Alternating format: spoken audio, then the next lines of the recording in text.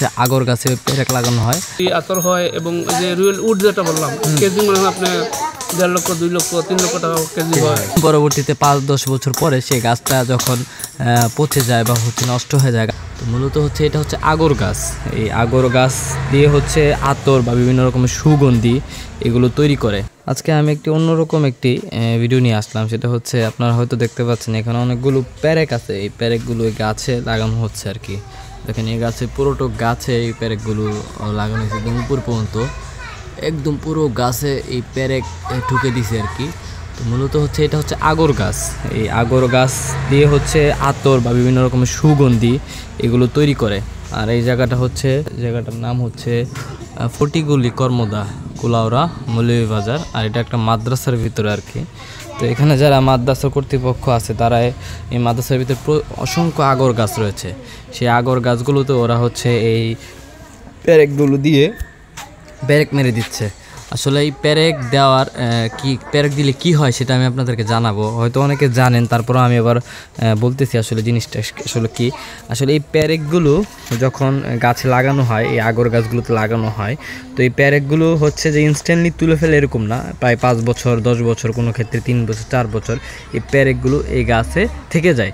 থেকে যাওয়ার পরে এই প্যারেকের মাথায় যে এই প্যারেকগুলো দেখতে পাচ্ছেন আপনারা, আমি দেখাই আপনাদেরকে, যে এই যে প্যারেকগুলো আছে সেই প্যারেকগুলোর মাথায় আপনার হচ্ছে বিভিন্ন রকমের কষ বা ফাঙ্গাস, গাছের যে ফাঙ্গাসগুলো সেগুলো জমে যায়।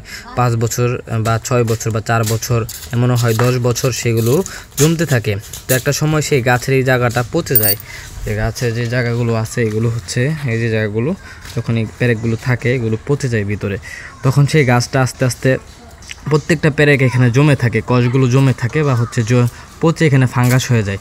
তারপর 5 বছর 10 বছর পরে এই আগর গাছটাকে ওরা কেটে ফেলে, কেটে তারপর হচ্ছে এরকম এইগুলোকে টুকরো টুকরো করে, এরকম তক্তার মতো টুকরো টুকরো করে এগুলোকে ওরা হচ্ছে বিভিন্ন রকমের সিদ্ধ করে বা আগুনে পোড়ানোর পরে এই জিনিসটা থেকে বিভিন্ন রকম রস বের হয় ওই যে টুকরো থেকে। তো ওর মাধ্যমে হচ্ছে এক ধরনের সুগন্ধি তৈরি করা হয়, বিভিন্ন রকমের আতর বলেন বা হচ্ছে বিভিন্ন রকম সুগন্ধি যেগুলো আছে এগুলো তৈরি করা হয়। আর মূলত হচ্ছে বাংলাদেশের থেকে এই আগরের রস বা আগর বা আতর বিশ্বের বিভিন্ন জায়গায় কাঁচামালগুলো যায়, ইরান, সৌদি, দুবাই এসব দেশে হচ্ছে যায়।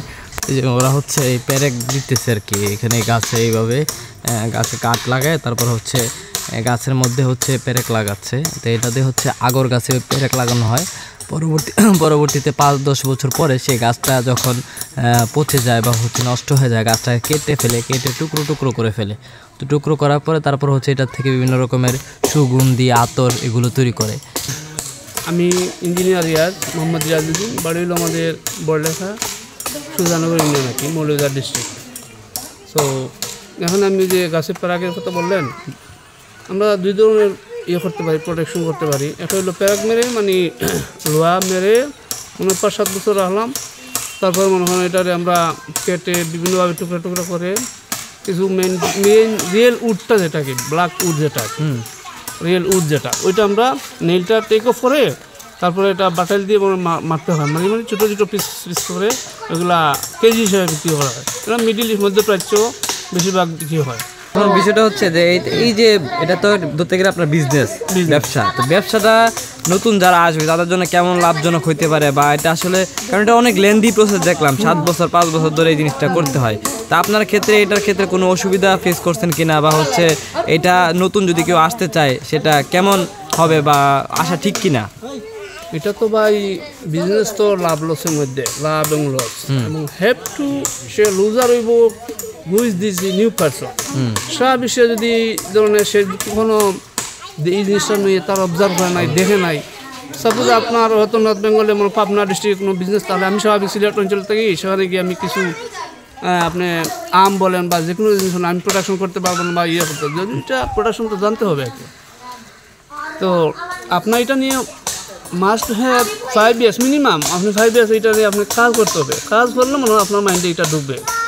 ইভেন আমরা অনেক আমার বড় ভাইয়ের আছে বা আমরাও আছি পুরনো লোক, আমরা বাবদার 14 ফিরি, মানে আমাদের অনেক সাথী আমাদের বাড়িতে সবাই, মানে আমাদের এলাকার সবাই তো এটা নিয়ে উপরে নির্ভরশীল। আমরা আসলে সুজানগর ইউনিয়নটা আমরা আগ্রাতের উপরে নির্ভরশীল। এটা আমরা প্রোডাকশন করি, আতর হয়। এবং যে রুয়েল উড যেটা বললাম, কেজি মনে হয় আপনার 1.5 লক্ষ, 2 লক্ষ, 3 লক্ষ টাকা কেজি হয়। কোনটা 50,000 টাকা নর্মালি হয়, 40, 20, 30। এক একটা কেজির মধ্যে আপনার 30-40,000 টাকা খরচ আছে। তো নর্মালি এই যে আমরা লুয়াটা নেইল মারি যেটা কি, প্রোডাকশনের নেইল যেটা কি, প্যারাক বলেন আপনারা, প্যারাকটা আসলে আমরা সিন্স 2001-এর আগে এটা ছিল না।